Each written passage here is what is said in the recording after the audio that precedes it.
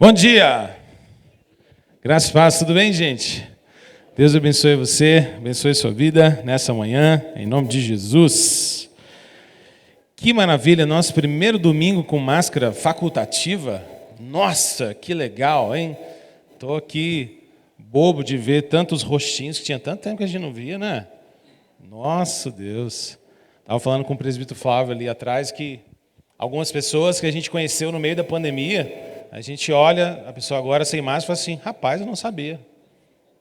Diferente. Só conhecia metade de você. E agora a gente conhece a outra metade. Que legal, gente. Que bênção, né? A gente poder ter essa alegria de voltarmos a nos ver face a face, né? Pelo menos a face inteira agora. Isso é motivo de alegria, de louvor ao Senhor. Fruto também de muito tempo, né? Para adaptações necessárias para que isso acontecesse. Mas hoje a gente pode agradecer em nome de Jesus. Brunão, se puder diminuir só um pouquinho o retorno aqui, está dando meio que um no meu ouvido aqui. Amém. Vamos juntos hoje meditar um pouquinho, continuando a nossa classe, o Evangelho nas mídias sociais. E hoje a gente vai para a nossa lição de número 10. E aí eu quero então dar aquela orientação básica, né? Se você tem revista, você pode acompanhar a lição número 10. Se você está no nosso grupo de WhatsApp, lá no grupo, eu postei hoje cedinho para você também uma foto da lição para que, caso você tenha esquecido ou qualquer coisa desse gênero, você possa acompanhar. Mas se você está nos visitando ou você não faz parte dessa classe, fique muito tranquilo que mesmo que você não tenha o material, você vai conseguir acompanhar essa aula completamente, tá bom? Porque eu vou contextualizar você e você vai conseguir acompanhar tudo que a gente vai falar aqui essa manhã, ok? E para a gente poder então já deixar isso estabelecido, eu quero convidar você a abrir sua Bíblia comigo, lá em Colossenses capítulo 1, versículo 25. Colossenses 1, versículos 24, na verdade, até o 29. Você vai abrindo, a gente vai orar, e aí então nós vamos caminhar juntos aqui nessa lição de hoje, que tem como título Meio e Mensagem. A gente vai falar sobre a importância da mensagem do Evangelho que nós somos chamados a pregar e como isso impacta a nossa vida. E o nosso texto base vai ser o texto de Colossenses 1, versículos 24 a 29. Para quem está com a revista aí, a revista está sugerindo 25 a 29, mas eu estou discordando dela e estou enfiando o 24 também, ok? Vamos orar então? Deixa aí sua Bíblia aberta, vamos falar com o Senhor. Deus, muito obrigado por essa manhã, manhã de louvor ao Senhor, manhã de exaltação ao Teu nome, e manhã também da gente poder crescer no aprendizado da Tua palavra, crescer no conhecimento de Cristo, crescer, ó Deus, à medida que a gente vive essa comunhão tão agradável uns com os outros, na família da fé, na família cristã, e a gente pode ser capacitado, a gente pode ser fortalecido pela instrução da Tua palavra, pelo conhecimento que o Senhor pode e irá derramar a cada um dos nossos corações. Nós Te louvamos e Te bendizemos nessa manhã, em nome de Jesus. Amém. Amém, louvado seja Deus.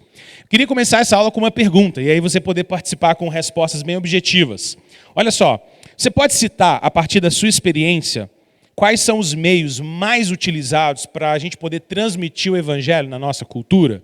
Quais são os meios mais utilizados e mais assim fortes e efetivos para a gente transmitir o Evangelho na nossa cultura? Alguém quer falar aí? Pode, não precisa tirar a máscara para falar não, agora você já está liberado.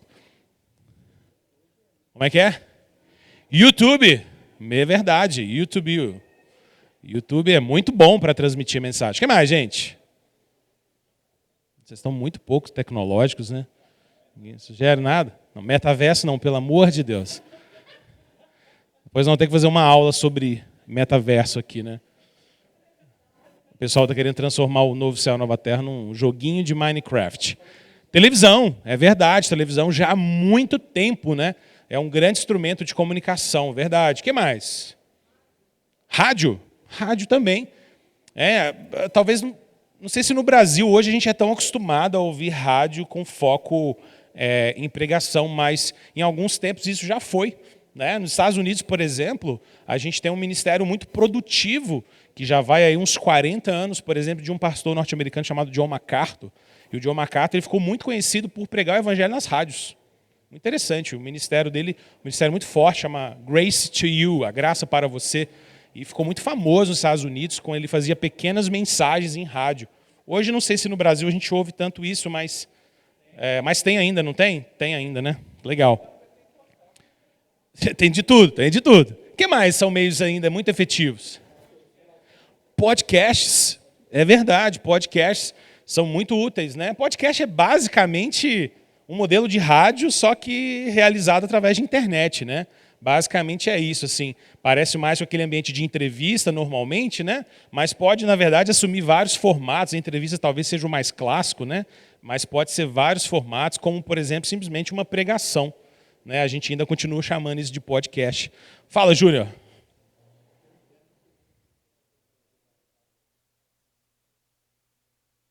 Claro, verdade. O Edson está falando que ainda hoje os relacionamentos pessoais e interpessoais são uma grande ferramenta, sem dúvida nenhuma.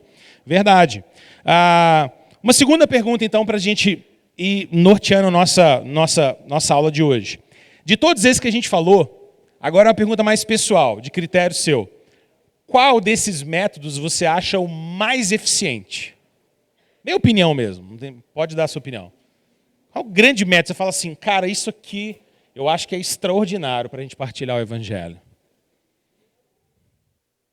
Hã? O convívio? Convívio. Convívio diretão, face to face ali, pessoa a pessoa. Legal. O que mais? Aham. Legal. YouTube. YouTube é um mega instrumento. Legal. Mais alguém? Opinião bem pessoal.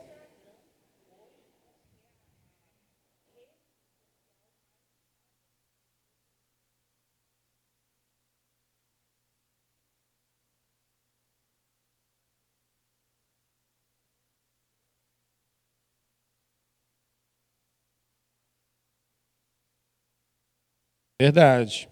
Instagram é uma mega influência. Gente, eu acho que foi legal para a gente poder ter um termômetro aí de opiniões a respeito disso. Eu quis ouvir vocês como sugestão da nossa lição de hoje, porque o que a gente vai falar hoje é exatamente sobre isso, né? Sobre mensagem e sobre os meios.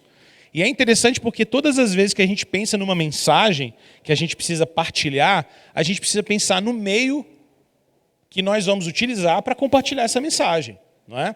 Tudo que eu quero dizer para alguém, desde uma pregação do Evangelho até um simples recado que eu quero dar para alguém, eu preciso de um meio. Sempre foi assim na história da humanidade. A gente tem uma mensagem a ser partilhada, mas a gente precisa definir um meio para partilhar. Interessante que ao longo da história, os meios que a gente tem no nosso arsenal, digamos assim, à nossa disposição para partilhar mensagens, foi evoluindo e foi variando ao longo do tempo, não é? Nós não tínhamos determinados meios antes que nós temos hoje. A gente nem precisa ir muito longe no tempo. Se a gente retroceder aí talvez 20, 30 anos, a gente vai falar assim, uau, há 30 anos atrás tinha um monte de coisa que a gente falou aqui agora, que nem sequer existia, talvez nem em sonho. Talvez ninguém nem tinha planejado isso, nem sonhado com isso, e a gente estaria voltando no máximo aí 20, 30, 40 anos atrás. Agora, por que é legal a gente discutir isso? É legal porque quando a gente pensa na proclamação do Evangelho, no ensino da palavra, na transmissão de uma mensagem, o meio não é uma coisa sem importância. O meio, na verdade, é tão importante ao ponto da gente poder dizer que, de alguma maneira, meio e mensagem se misturam, se conectam realmente. Por quê? Porque dependendo do meio, eu posso matar a mensagem. Deixa eu dar um exemplo que eu acho que todo mundo aqui vai lembrar.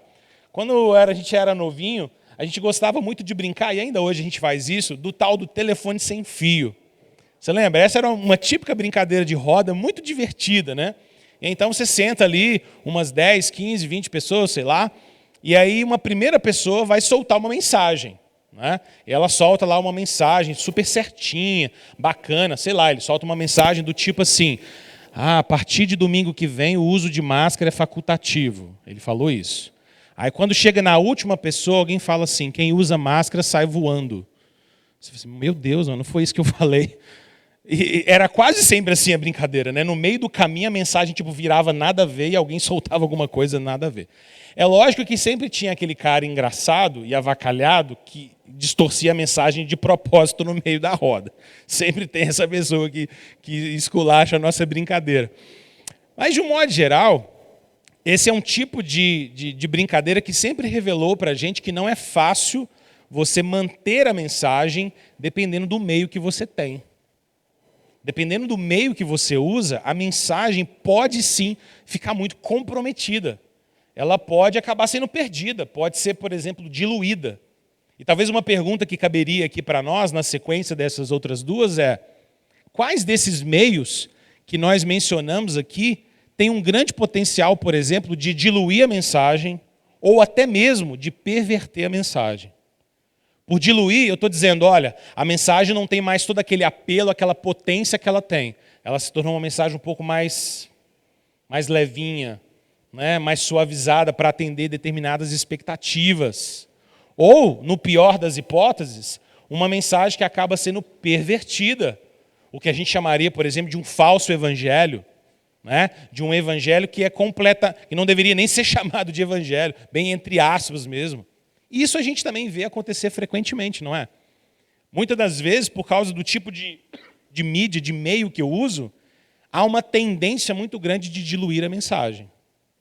Se eu, por exemplo, começo a me comprometer em fazer vídeos muito curtinhos para encaixar num 30 segundos ou em 60 segundos de uma determinada plataforma, muito possivelmente eu corro o risco de ter que cortar tanto essa mensagem, diluir tanto essa mensagem, para que ela caiba naquela mídia, que eu posso perder a centralidade dela. De vez em quando, na minha própria conta de Instagram, por exemplo, eu pego um trecho de uma mensagem que os nossos irmãos gravaram para nós aqui, seleciono ali um timezinho dela, faço um recorte e eu mesmo posto. E todas as vezes que eu vou fazer isso, eu lido com o mesmo dilema. Eu fico sempre pensando, qual minuto que eu vou cortar? Como é difícil selecionar isso. Porque eu posso deslocar isso totalmente do contexto e as pessoas terem uma percepção errada sobre o que eu estou dizendo, ou eu posso, de alguma maneira, criar um estereótipo do que eu estou dizendo. Eu preciso tomar muito cuidado. É muito difícil, nem sempre é tão fácil. Agora, a gente sabe que nem todo mundo está comprometido a pensar muito sobre isso, não é? E às vezes a mensagem acaba sendo diluída. Bom, nessa manhã eu queria exatamente conversar um pouco com você sobre a importância da mensagem que nós temos para partilhar. E para a gente poder fazer isso, nós vamos ler então o texto agora de Colossenses 1, versículo 24 até o versículo de número 29. E a nossa lição basicamente vai ser caminhar um pouco por esse texto, por esse trecho da carta do apóstolo Paulo à igreja de Colossos. Então abra aí sua Bíblia, se você ainda não abriu, para você acompanhar comigo. Eu vou ler na NVI, e aí você pode me acompanhar na sua versão, não tem problema. Diz assim o apóstolo Paulo: agora me alegro em meus sofrimentos por vocês, e completo no meu corpo o que resta das aflições de Cristo, em favor do seu corpo, que é a igreja. Dela me tornei ministro, de acordo com a responsabilidade por Deus a mim atribuída, de apresentar a vocês plenamente a palavra de Deus, o mistério que esteve oculto durante épocas e gerações, mas que agora foi manifestado a seus santos. A ele quis Deus dar a conhecer entre os gentios a gloriosa riqueza deste mistério, que é Cristo em vocês, a esperança da glória. Nós o proclamamos, advertindo e ensinando a cada um com toda a sabedoria, para que apresentemos todo homem perfeito em Cristo. Para isso eu me esforço, lutando conforme a sua força, que atua poderosamente em mim. Muito bem. Essa é uma passagem bem testemunhal do apóstolo Paulo, em que ele se coloca bastante na passagem, né? Ele fala sobre seus sofrimentos, sobre sua vocação, sobre seu ministério, sobre sua tarefa, mas ao mesmo tempo ele nos chama a atenção para alguns elementos bem importantes aqui para a gente refletir. Então, eu queria que você pensasse primeiro comigo sobre a mensagem que nós temos para proclamar. Qual é a mensagem que nós temos para proclamar? Quando a gente pensa no desafio de proclamar a mensagem que Deus nos dá, a gente lida com alguns dilemas. Um dilema em especial é o fato de que hoje nós vemos cada vez mais um ambiente de pessoas que se tornaram caçadoras de curtidas. A ideia é que o evangelho nas mídias sociais, o evangelho no mundo digital, ele está muito enfaticamente debaixo dessa pressão de você querer ser relevante. Talvez uma das palavras mais moderninhas, mais fortes na nossa geração seja essa palavra, relevante. Eu não posso apenas ser responsável, eu não posso apenas ser fiel, eu preciso ser relevante. Aquilo que eu vou fazer precisa, de alguma maneira, ser visto. Precisa ser visto, precisa ser compartilhado, precisa ser acolhido pelas pessoas. E é interessante porque cada vez mais nós vivemos um ambiente, então, em que pregadores, em que proclamadores do Evangelho, em que crentes que querem falar de Jesus nas redes sociais estão muito preocupados com o resultado disso dentro desses ambientes midiáticos, dentro desses ambientes modernos. Eu até quero falar de Jesus, mas eu também quero curtida. Eu até quero postar uma foto da minha Bíblia de manhã fazendo devocional, mas eu quero que o povo ache ela bonita. Eu até quero mostrar um trechinho do culto da minha igreja, mas eu quero que o pessoal fale, nossa, que igreja bonita. Eu quero algum retorno. Eu quero algum tipo de feedback com relação a isso. Que de alguma maneira, e eu acho que você vai concordar com isso, a visão que muitos crentes têm hoje sobre, por exemplo, um culto, não é mais uma visão comunitária, mas é muito mais uma experiência. Por exemplo, é muito comum que às vezes alguém vá a uma igreja e saia dessa igreja dizendo coisas do tipo, nossa, que palavra sensacional que eu ouvi. Que pregador extraordinário. Que mensagem. Isso está errado? Não, não está errado de todo. Mas pode revelar talvez uma tendência do nosso coração de queremos pensar que, por exemplo, um culto é sobre a gente vamos dizer assim, é sobre a gente ter uma grande experiência com algo extraordinário que alguém disse e falar, uau, que fantástico.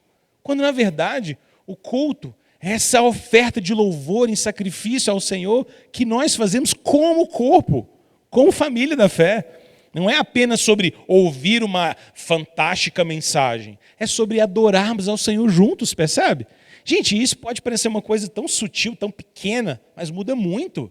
Porque se eu entro num ambiente querendo assistir e esperando ver algo maravilhoso, eu me torno muito mais um espectador do que necessariamente um participante daquilo. Você percebe isso? Porque quando eu me sinto parte daquilo, bom, eu posso até achar maravilhosa a mensagem, tudo bem, eu posso até achar maravilhoso o louvor, eu posso até achar maravilhoso determinada coisa que aconteceu naquela programação, mas eu me sinto parte daquilo. Eu me sinto parte daquele ambiente. Talvez naquele culto eu não saí de lá com aquela convicção toda de que, nossa, hoje parece que Deus falou diretamente para mim. Mas, poxa, Deus me usou grandemente para conversar com um irmão, uma irmã no final de um culto. E eu pude orar por essa pessoa. E foi tão abençoador.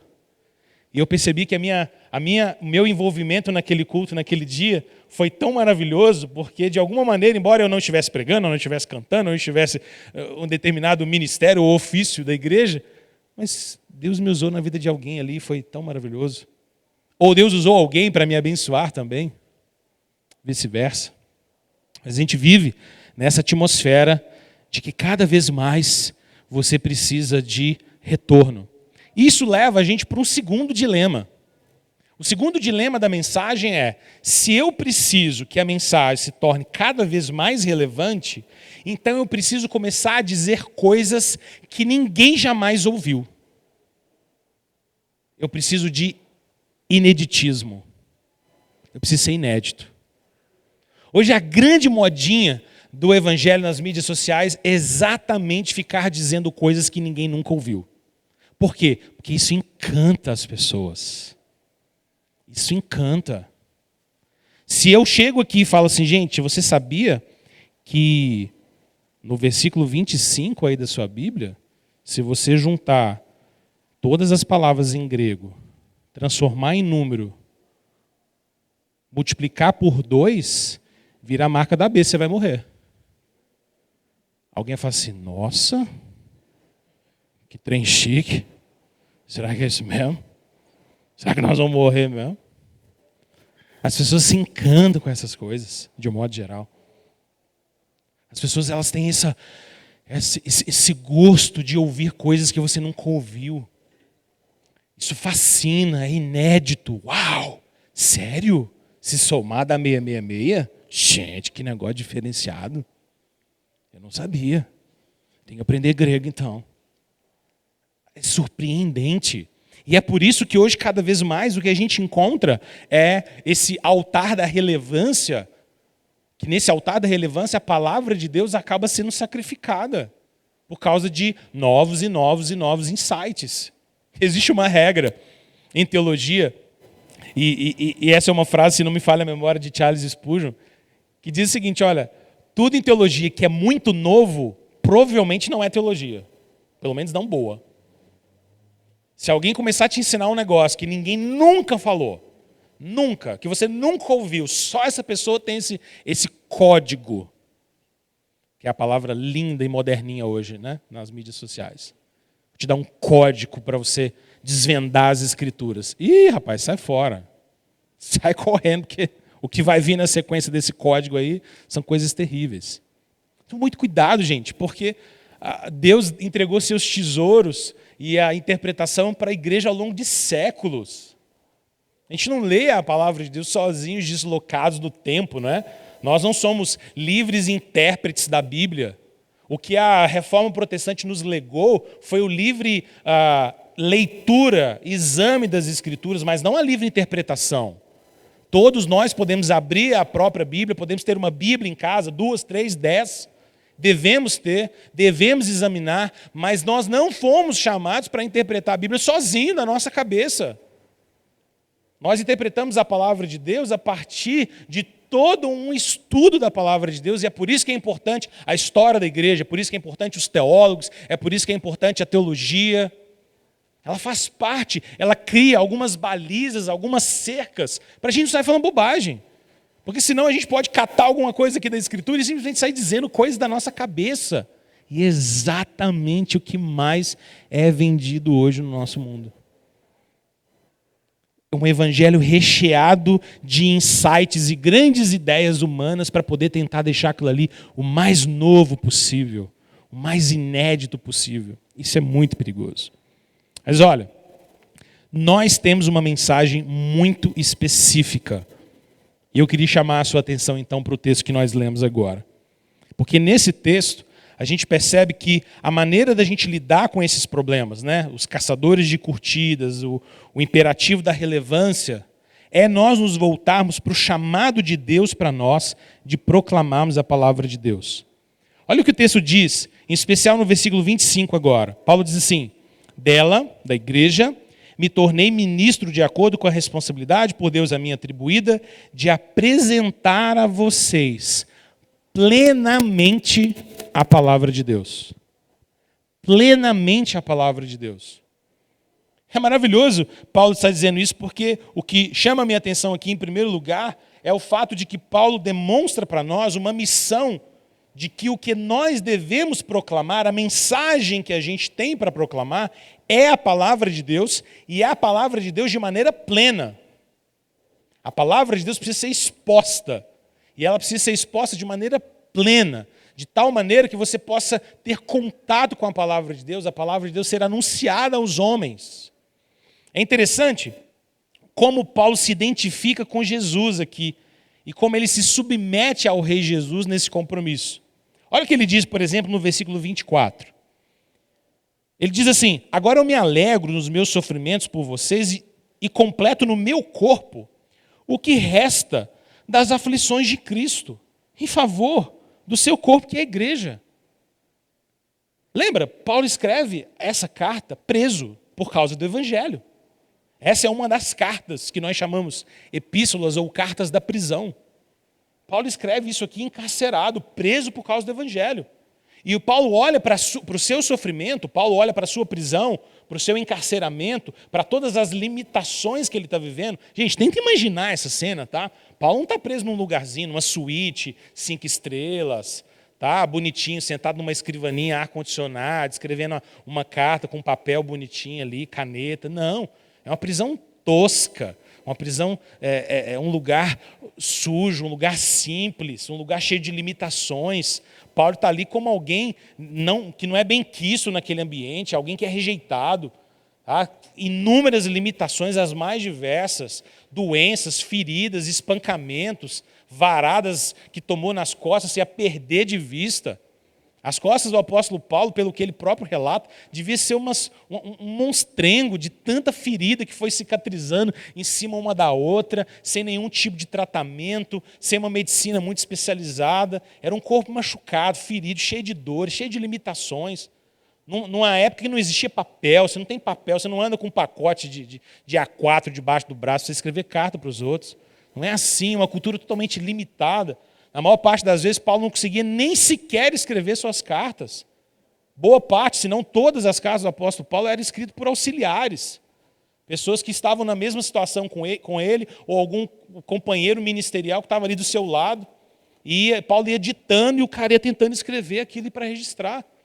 E Paulo está olhando para todos esses sofrimentos e ao invés de ele reclamar, ao invés de ele ceder à murmuração, ele está dizendo, não, eu me identifico com esse sofrimento.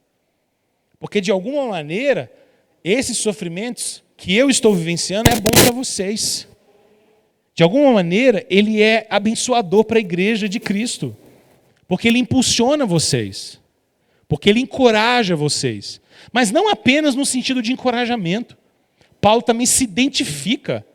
Você percebeu a expressão que ele usa? Uma expressão até muito profunda demais para a gente interpretar numa leitura rápida, né? Ele diz, olha, de alguma maneira, eu estou vendo completar no meu corpo as aflições que restam do sofrimento de Cristo. É como se Paulo tivesse, de alguma maneira, repercutindo aquele próprio ensino que Jesus nos deu em João 15, 18. Se o mundo vos perseguir, não estranhem, porque antes de perseguir a vocês, perseguiram a mim. O próprio Senhor Jesus já havia advertido e ensinado seus discípulos de que sofrimentos na vida da igreja eram esperados como uma maneira de dar continuidade a essas aflições que o próprio Senhor Jesus, crucificado, homem de dores, havia experimentado. Até que plenamente se manifeste a glória redentora de Deus no dia de Cristo, no dia do Senhor Jesus, a igreja também vai experimentar sofrimentos. E Paulo se identifica com isso. E aí então vem o versículo 25. Porque depois de se identificar com o sofrimento, ele diz, tudo isso, toda essa identificação minha com Cristo, com o Rei Jesus, se dá por quê?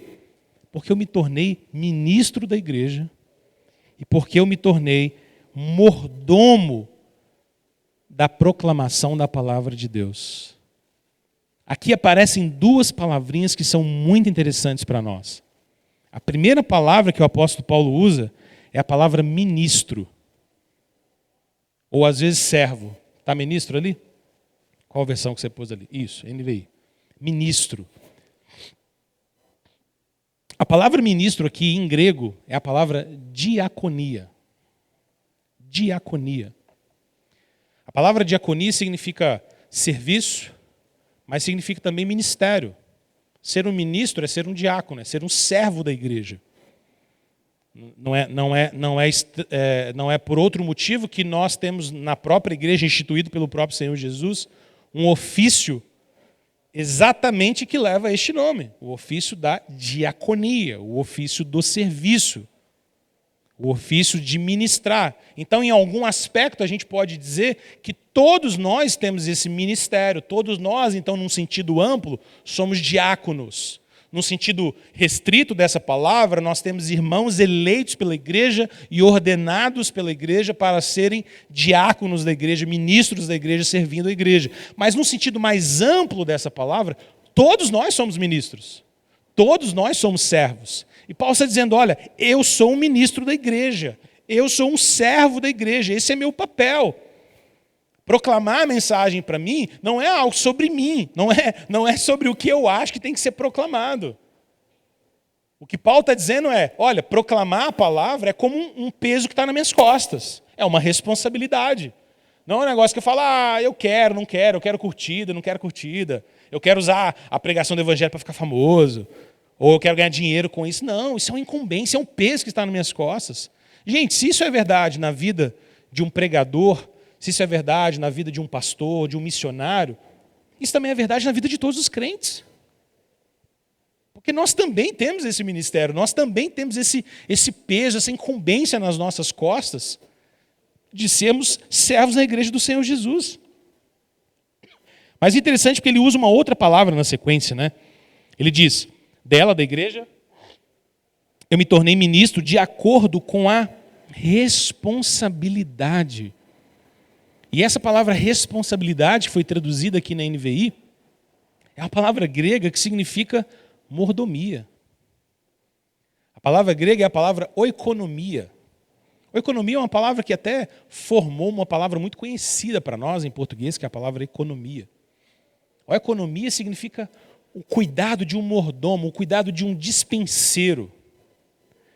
A ideia aqui é de alguém que ocupa um papel de supervisionar os elementos e os trabalhos e os recursos de uma determinada casa ou de um determinado lugar. É como se eu fosse um chefe de almoxerifado. Eu sei o que tem, eu sei quanto tem, eu sei o que vai ser tirado, o que vai ser recolocado, eu sei quem é que vai e quem é que pode atuar ali. Eu tenho esse controle de supervisão e eu estou ali servindo esse local. E Paulo está dizendo de alguma maneira o seguinte, olha, eu recebi essa incumbência, essa responsabilidade de exercer essa mordomia com relação a apresentar a palavra de Deus para vocês. É como se Paulo estivesse dizendo, olha, pregar a palavra e proclamar a verdade de Deus não é algo que eu tomei para mim como uma função que eu quero ou não quero fazer. Isso é uma responsabilidade. Eu tenho que tomar conta disso. Pregar o evangelho e pregar todo o evangelho é algo que eu tenho que fazer. Não é algo que eu posso, que eu acho que eu deveria fazer. Mas é algo que eu tenho que fazer. Esse é o peso que cai sobre mim. Mas olha só que interessante. Ainda de olho no texto comigo. Paulo diz que ele precisa apresentar plenamente a palavra de Deus. Mas qual que é o conteúdo dessa mensagem? Qual que é o cerne dessa mensagem? É interessante porque a gente pode dizer então que se em primeiro lugar nós temos uma mensagem e essa mensagem é uma incumbência para a gente, em segundo a gente pode dizer que essa mensagem é especificamente a respeito de Jesus. Jesus é o centro da mensagem que nós temos para proclamar. E é exatamente isso que Paulo está dizendo. Olhe comigo na sua Bíblia, os versículos 26 e 27 agora. Ele diz assim, vou conectar o 25 e a gente continua a leitura. Ele diz, olha, de acordo com a responsabilidade por Deus a mim atribuída, de apresentar a vocês plenamente a palavra de Deus, o mistério que esteve oculto durante épocas e gerações, mas que agora foi manifestado aos seus santos. A ele quis Deus dar a conhecer entre os gentios, entre aqueles que não são judeus, a gloriosa riqueza desse ministério. Qual que é a gloriosa riqueza desse ministério? Cristo em vós, a esperança da glória. O que Paulo está dizendo é, o cerne da mensagem que eu tenho para pregar, da incumbência que está sobre meus ombros, é proclamar plenamente a palavra de Deus. E a palavra de Deus é esse mistério que esteve oculto, mas que agora foi revelado. E o que foi revelado é Cristo em vocês, a esperança da glória. O cerne da proclamação é o Senhor Jesus. Se a gente vai falar sobre o Evangelho, a gente precisa sempre falar sobre Jesus. E aqui é extraordinário, porque, irmãos, às vezes é difícil a gente ler esse texto se a gente não conseguir ter toda uma conexão do que Paulo está dizendo aqui, por exemplo. Lembra? Paulo era um fariseu, de uma família de fariseus. Os fariseus eram uma das seitas judaicas que existiam no período de Jesus. Uma das. Você tinha outras. Além dos fariseus, você tinha, por exemplo, uma outra bem conhecida na Bíblia, que eram os saduceus. Além dos saduceus, você também tinha os essênios. Você tinha os zelotes. Eram seitas, ramificações do judaísmo do tempo de Jesus. Os fariseus eram considerados um desses ramos, uma dessas seitas mais estritamente rigoristas com relação à palavra de Deus. A formação de um fariseu era estrito sensu, era uma formação muito rigorosa, que começava desde a infância de um menino. O apóstolo Paulo, sendo filho de fariseus, e ele mesmo um fariseu, foi admoestado, ensinado, discipulado e disciplinado no mais rigoroso treinamento da sua cultura e da sua religião, da religião judaica, desde a sua infância. Com isso em mente, a gente consegue entender que o apóstolo Paulo era alguém que dominava significativamente o Antigo Testamento. Ele conhecia o Antigo Testamento numa proporção que para nós talvez seja assim, até inimaginável. Era alguém que possivelmente conseguiria declamar seções enormes do Antigo Testamento de memória. Que conseguiria lembrar trechos e mais trechos e profecias a respeito do Messias, da expectativa judaica, de que um dia um grande Messias, vinculado à tribo de Judá, viria e se manifestaria no mundo de maneira poderosa e gloriosa. Ele tinha muito claro na mente dele essa ideia. Paulo era tão rigoroso que quando o Senhor Jesus dá o start na vida da igreja, e a igreja começa, e o livro de Atos nos narra isso, Paulo se torna um grande perseguidor da igreja, um grande perseguidor do caminho, porque para ele o cristianismo era uma seita que estava deturpando a verdade da palavra de Deus. Ele se torna um perseguidor, prendia pessoas, mandava prender, apoiava e assinava embaixo de assassinato de pessoas, de cristãos. Esse era o apóstolo Paulo, que no sacrifício e na morte de Estevão estava lá segurando a capa daqueles que estavam apedrejando aquele servo maravilhoso do Senhor. Mas agora, Paulo é transformado pelo poder da cruz, é transformado pelo poder do Evangelho, e ele compreende que aquele mistério que estava oculto nas páginas do Antigo Testamento, do qual os profetas falavam, mas não tão claramente, não tão explicitamente, ele está dizendo, olha, esse mistério que estava oculto, agora já não está mais. Aquilo que era misterioso, agora já não é mais. Aquilo que a gente tentava entender nas entrelinhas, não precisa mais. Agora está claro. É como se a verdade sobre Jesus estivesse no Antigo Testamento, mas como que latente. Está lá, mas não tão explícito assim. As profecias todas apontam para ele, todo o Antigo Testamento é sobre ele, mas é como se eu não conseguisse acessar isso ainda. Precisava de uma revelação, precisava de um momento pontual na história. E esse momento é exatamente a vida, a morte e a ressurreição do Senhor Jesus. E agora Paulo, convertido, tomado pelo poder da cruz, olha para tudo isso e diz, eu tenho que proclamar a palavra de Deus, porque esse é o mistério que estava oculto, mas que agora foi revelado, e não apenas aos judeus, mas também a todos os gentios, a todos os homens, a todos os povos, em todos os lugares. E o teor desse mistério, o centro, a mensagem central desse mistério é que Cristo, o Messias, o Rei, habita em todos nós.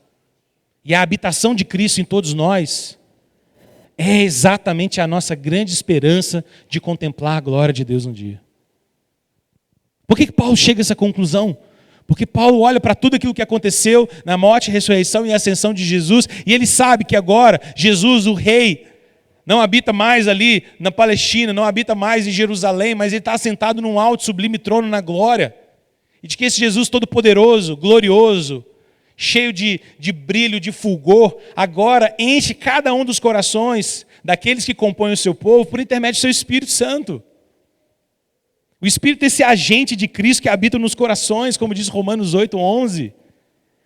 É o Espírito de Cristo que vai habitando em cada coração daqueles que compõem a igreja. E Paulo diz, olha, essa habitação do Espírito em nós é como Cristo em nós, e isso é a esperança.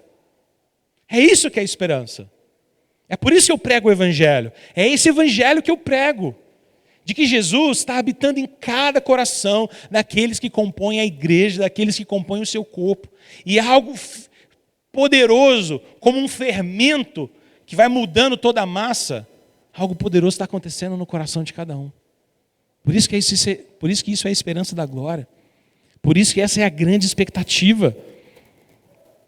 É interessante porque alguém pode perguntar, poxa, mas não é enfadonho, não é chato, não é repetitivo a gente passar séculos, milênios, falando sobre Jesus?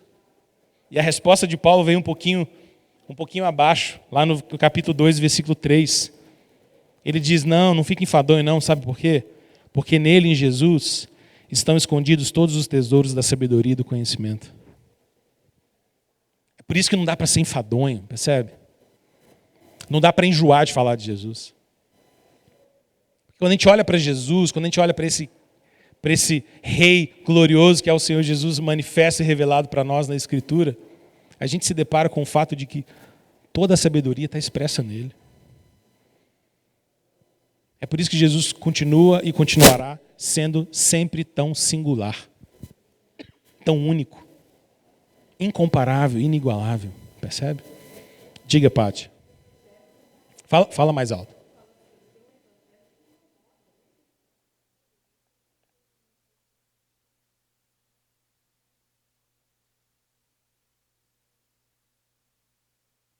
Aham.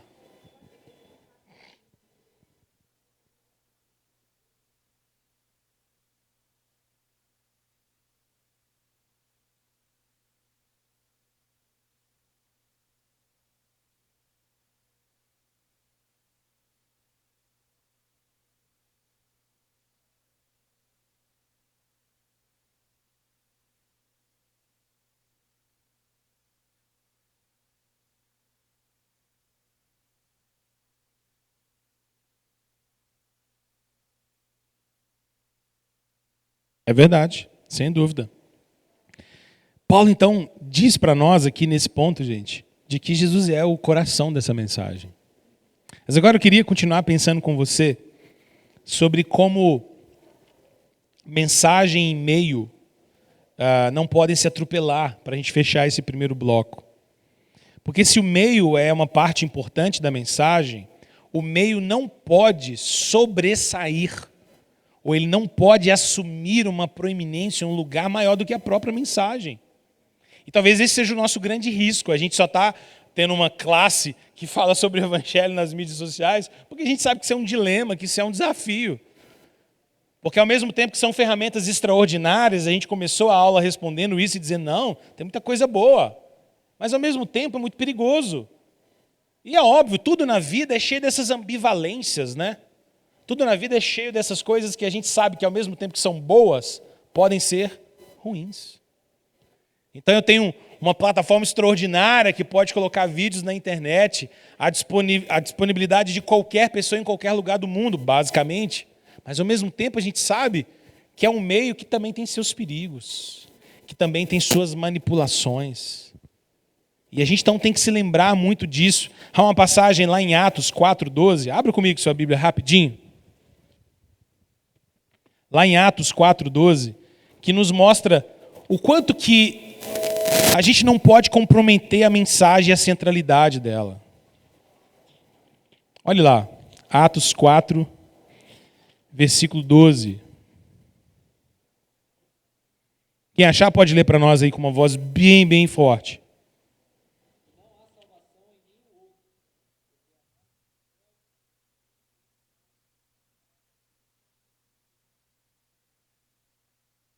Percebe, então? A ideia é que, de fato, então, a gente pode, o desafio talvez seja esse, usar métodos de comunicação que valorizem e possibilitem o compartilhamento da mensagem de Deus, mas a gente precisa se lembrar de que a mensagem ainda é prioritária. Ontem eu estava assistindo um trechinho de uma mensagem de Billy Graham, em 1974, no Maracanã. Talvez tenha alguém aqui que lembra disso. Eu não, porque não estava vivo ainda.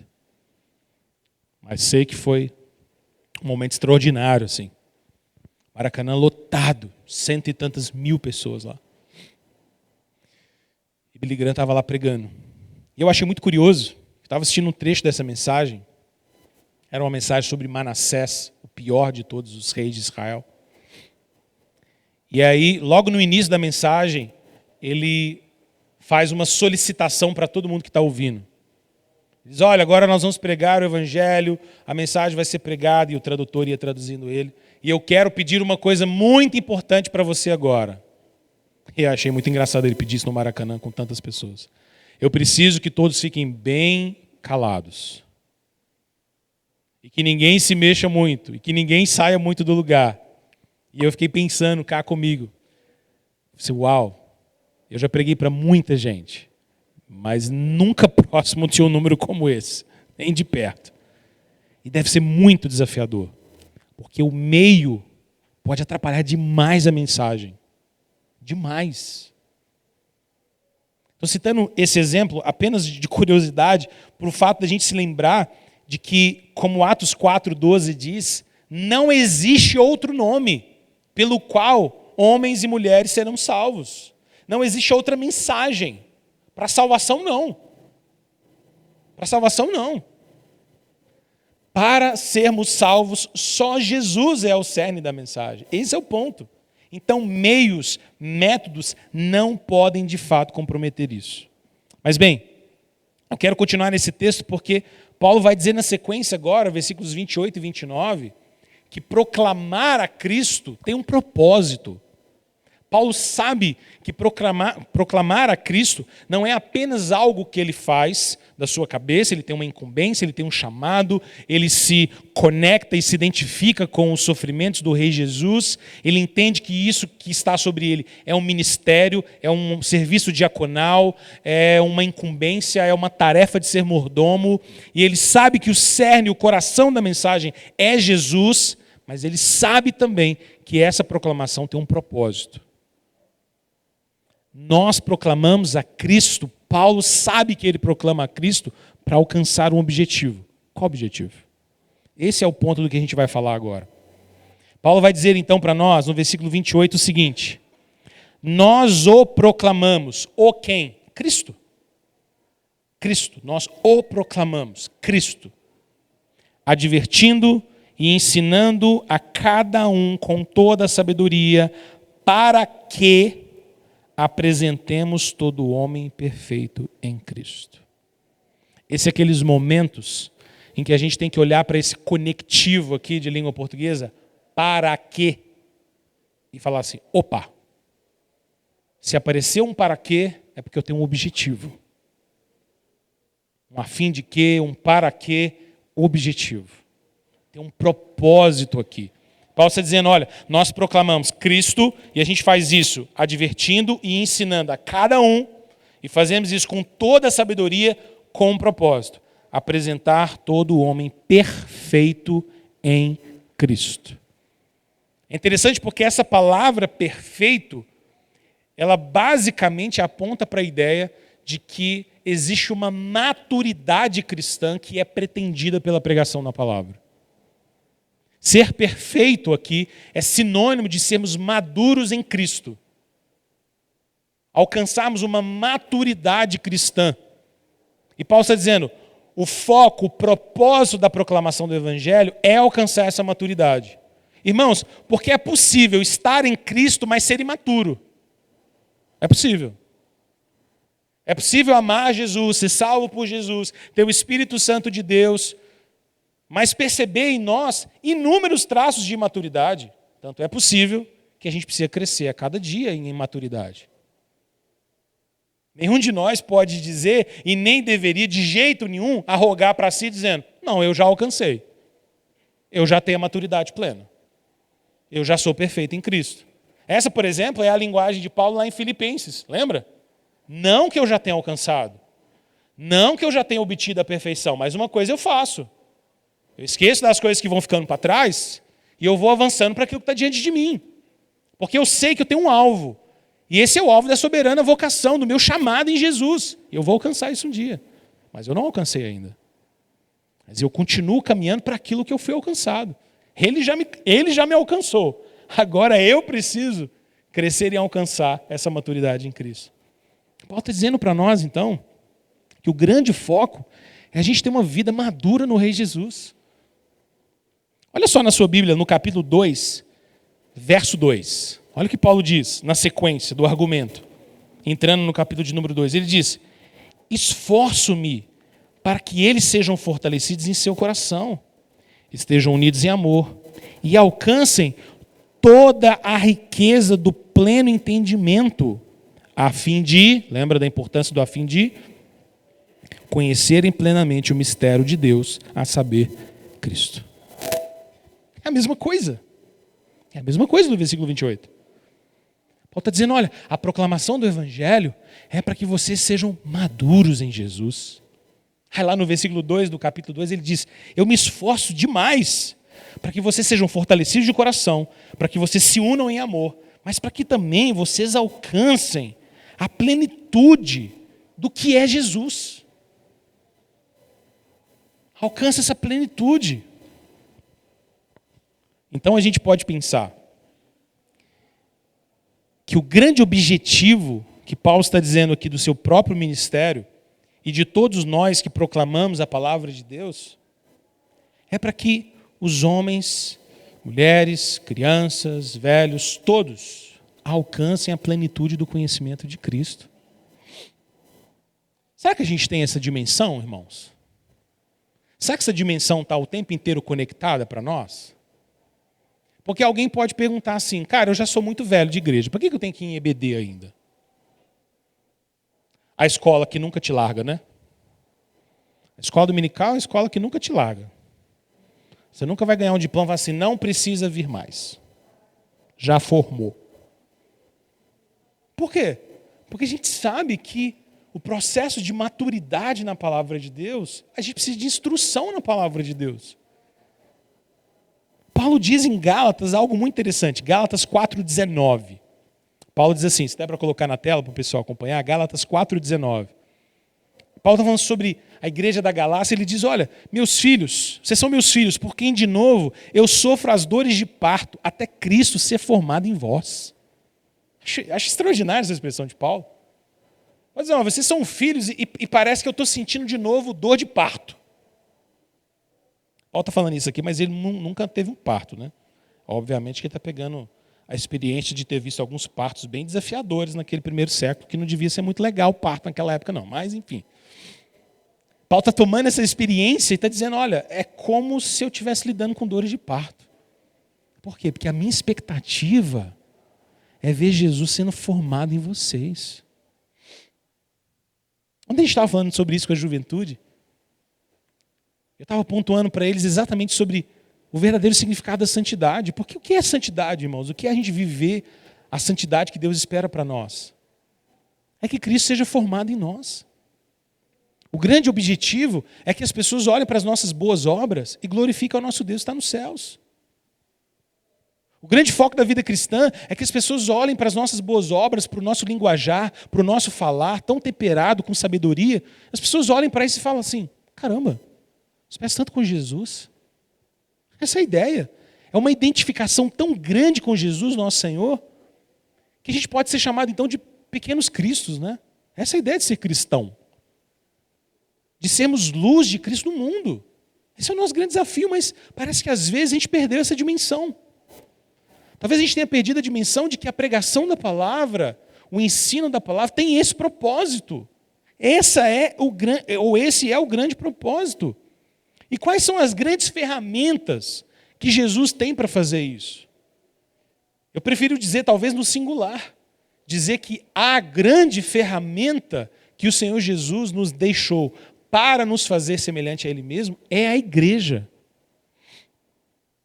Eu gosto de um autor contemporâneo, belo-horizontino aqui, Igor Miguel, pastor, que escreveu um livro chamado A Escola do Messias. Eu acho extraordinário o título desse livro dele. Porque ele vai mostrar e dialogar nesse livro para dizer, olha, a igreja é a escola do Messias. A escola dominical, na verdade, o nome mais adequado ainda para ela seria a gente chamar a escola de Jesus. Esse seria um nome ainda mais perfeito.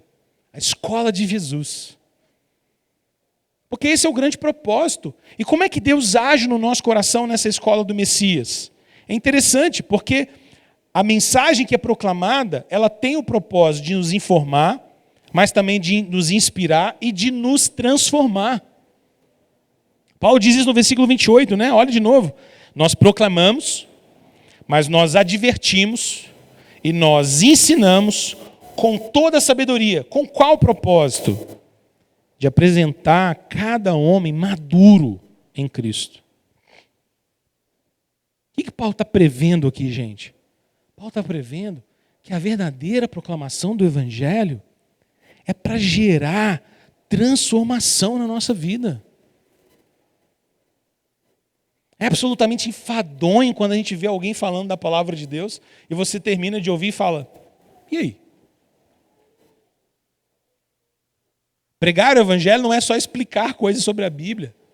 Porque toda a proclamação do Evangelho, toda a mensagem a respeito de Jesus, a respeito do Evangelho do Senhor Jesus, é para transformar o nosso coração. É para a gente ser impactado por essa mensagem. E a gente olhar para essa verdade e dizer, isso precisa ser transformado em mim. Isso precisa ser mudado no meu coração. O que é que Deus quer realizar na nossa vida através dessa palavra? É por isso que nessa escola do Messias, que é a igreja, não é só a nossa mente que é instruída. As nossas emoções também são trabalhadas. As nossas vontades são transformadas. E é por isso que a vida em comunhão é tão extraordinária na vida da igreja, gente. Igreja não é só lugar de ensino, única e exclusivamente. Não é só para acalentar e trazer algo para a nossa mente, para a nossa razão, para o nosso raciocínio. Isso também. Isso tem um papel relevante demais, mas não é só isso. Isso treina também as nossas emoções. Eu acho muito curioso, por exemplo, que no culto que nós prestamos ao Senhor, Deus tenha nos chamado a cantar para Ele. Você nunca achou isso curioso, não? Eu sempre achei. Porque Deus é quem disse que quando a sua igreja se reunisse para adorá-lo, para prestar culto a Ele, a igreja tinha que cantar. E tem um negócio que é extraordinário sobre ser crente, que quando você vira crente, você vira cantor. Não é assim? Quem converteu de pouco tempo, você deve ter tido essa surpresa. Eu nunca imaginei que eu ia cantar tanto na minha vida, depois que eu virasse crente. Mas é verdade. Tem gente que nunca cantou na vida uma musiquinha, no máximo um parabéns. No dia do aniversário de alguém. Chega, vira crente, vai para a igreja, cantor no outro dia. Ainda que desafinado. Mas é cantor. Você tem que cantar. Porque isso é um chamado de Deus para nós. O culto que nós prestamos a Deus, ele tem o que a gente chama, em teologia, de um princípio de liturgia. A gente não oferece a Deus no culto, e essa é a nossa visão cristã e presbiteriana, a gente não oferece o que a gente quer, a gente oferece o que Deus quer, o culto é dele. E a palavra de Deus ela é muito específica para dizer as coisas que agradam a Deus. A Bíblia nos chama, por exemplo, a leitura da palavra. Isso faz parte do culto. A Bíblia nos chama, por exemplo, a explicação e proclamação da palavra. Isso faz parte do culto. A Bíblia nos chama a oração. Isso faz parte do culto. E a Bíblia nos chama a cantar a Deus. Isso faz parte do culto. Quantos salmos existem no saltério nos convocando, nos intimando a cantar ao Senhor um novo cântico? Cante. Louve ao Senhor, use instrumentos, exalte o nome dEle. E por quê? Por que isso é tão importante? Porque o culto não é só uma aula. Não é só a gente entrar aqui às 19 horas hoje à noite e você sentar no banco e você ouvir uma aula de 45, 50 minutos, 1 hora e ir embora. Não. Nós oramos, nós adoramos, nós cantamos, nós celebramos a comunhão uns com os outros. Nós ministramos uns aos outros, palavras de Deus. A gente se abraça. Agora nós voltamos, né, devagarzinho. A gente se comunica, a gente caminha, a gente partilha dons. A gente serve uns aos outros. É maravilhoso ver a igreja acontecendo nos bastidores, porque a igreja dos bastidores, ela revela para nós a multiplicidade, a multiforme graça de Deus. Para um simples culto, para uma simples EBD como essa acontecer, tem tanta coisa que já aconteceu aqui por trás. E se você não se engajar com a vida da igreja, você se torna só um espectador, porque você nunca vai ver isso acontecendo. Teve gente que chegou aqui cedinho, abre igreja, organiza as coisas. Aí tem um pessoal que verifica o banheiro para ver se está legal. Está tudo certinho, está tudo certinho. Aí chega a turma para poder mexer com o som. Tem que ensaiar, tem que pegar a música. Durante a semana já teve que separar a música para hoje. Teve que dar uma treinada em casa, dar uma estudada, separar o set list, quebrar a cabeça. Manda no grupo, avisa todo mundo, confere escala. Tanto de coisa acontecendo. Tanto de coisa. E quando acaba, não acaba não, né? Dá 11 horas aqui, tem ainda a turma que tem que ficar. E vai ficando, e fecha ali, fecha cá. E arruma ali, ensaia aqui. E dá um jeito, porque tem que preparar para o outro, que vem 19 horas. Que também não começa às 19 horas, não. Começa às 5h30. 5h30. 5h30 tem gente chegando aí. Tem aula, tem treinamento, tem novos membros sendo treinados, recebidos, acolhidos na igreja. Aí tem gente para ligar de novo, confere o banheiro de novo, vê se está tudo certo. Hoje tem Santa Ceia, tem a turma que chega antes, cortar pãozinho. Pãozinho não vem cortado não, gente. Vem sem borda, né? Não, Amaro, mas cortado não vem não. Sem borda vem, para dar uma facilitada. Já melhorou muito, né, Amaro? Graças a Deus, que tirar a borda também é demais. Já vem sem borda, mas tem que cortar, quadradinho. Outro dia o Amaro me falou, tem uns caras que cortam grande quadradinho, mas tem uma regra. Quantos que tem que ser? 16? 16 por pão. Não, tem uma regra, teu negócio funciona, gente. Não é assim também. Corta de qualquer jeito. Não, então você não reclama do tamanho do pãozinho, não. É 16 por pão. É igual, todo mundo vai receber aí.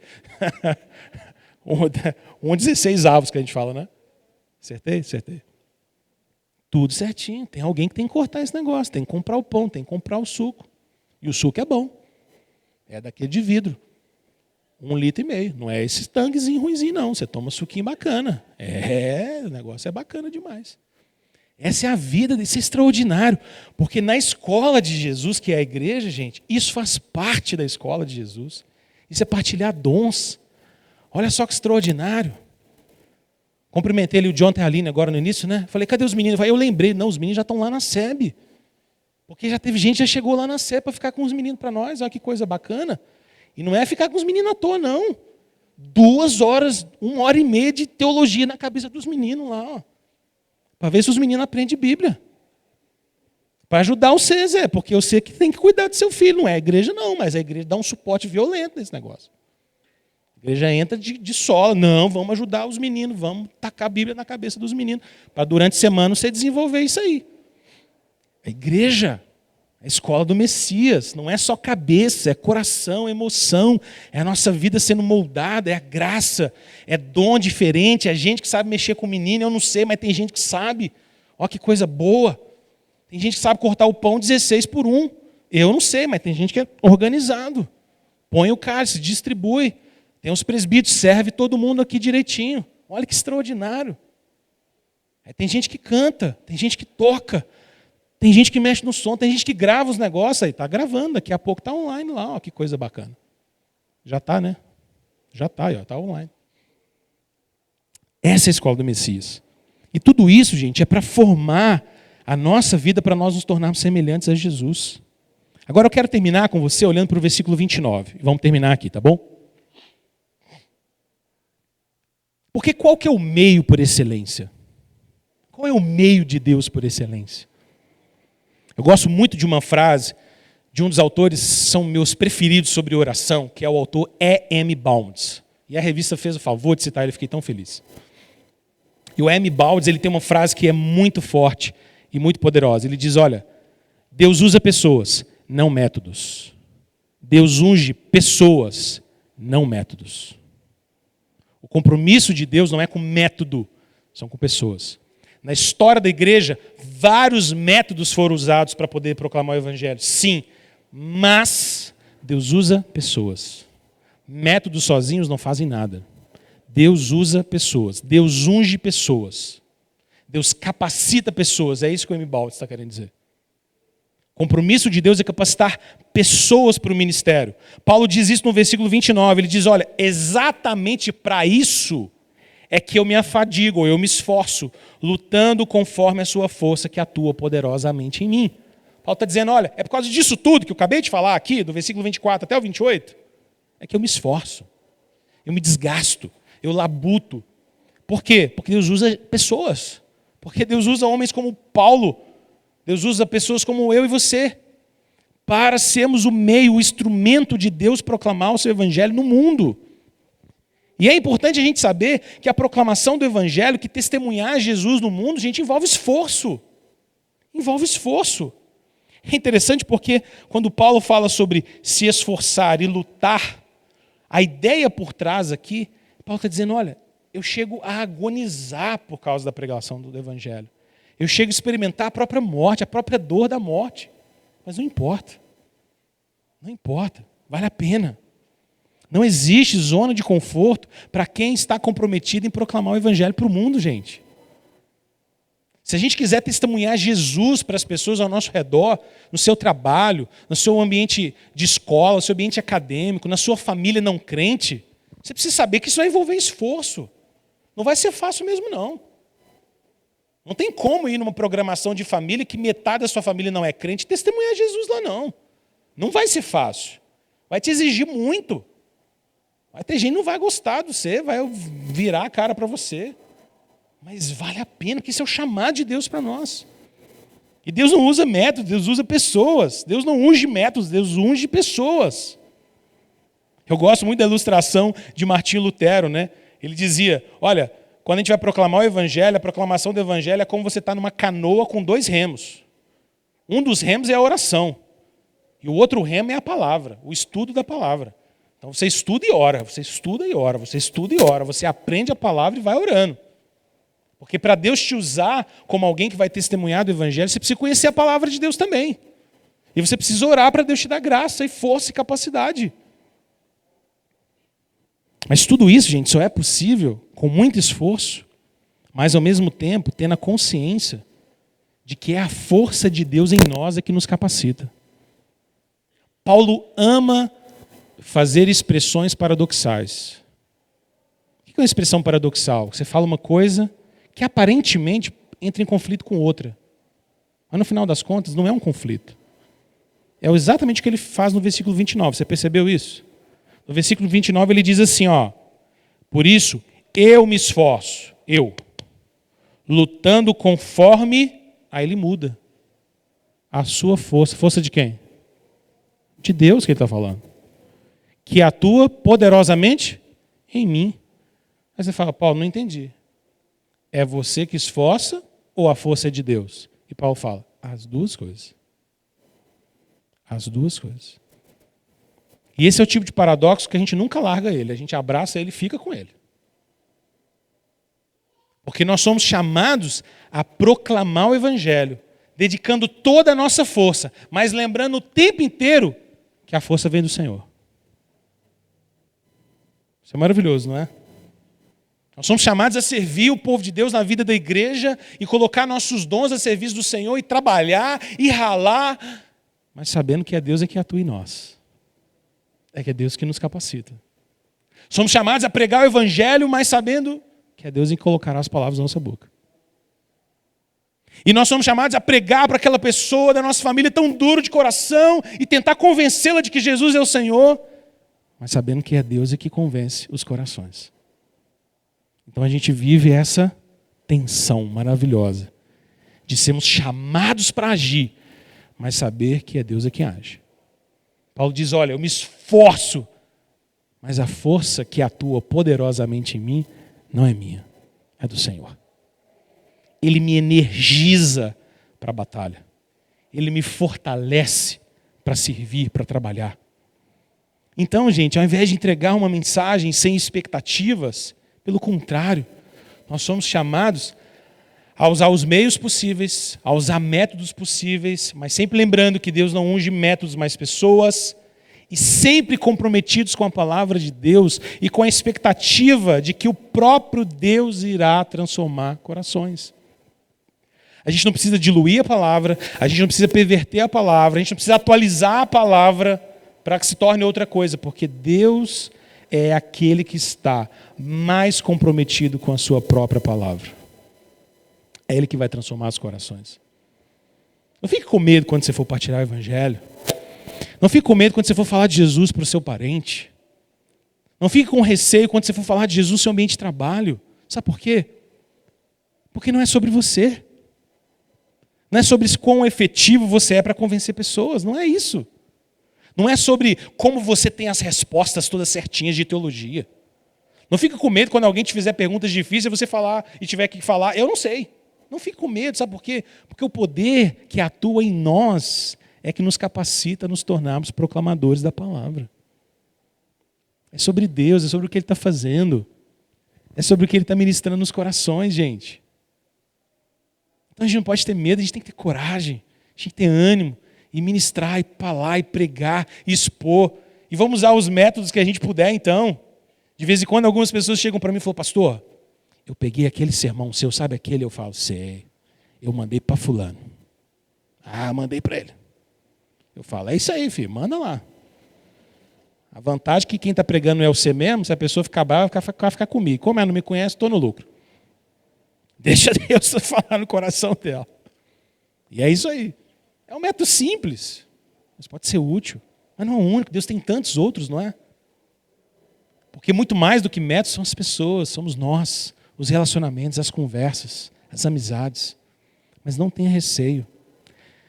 Para a gente terminar, eu vou só ler a nossa aplicação. Utilize os meios que forem necessários para proclamar a vida em Jesus.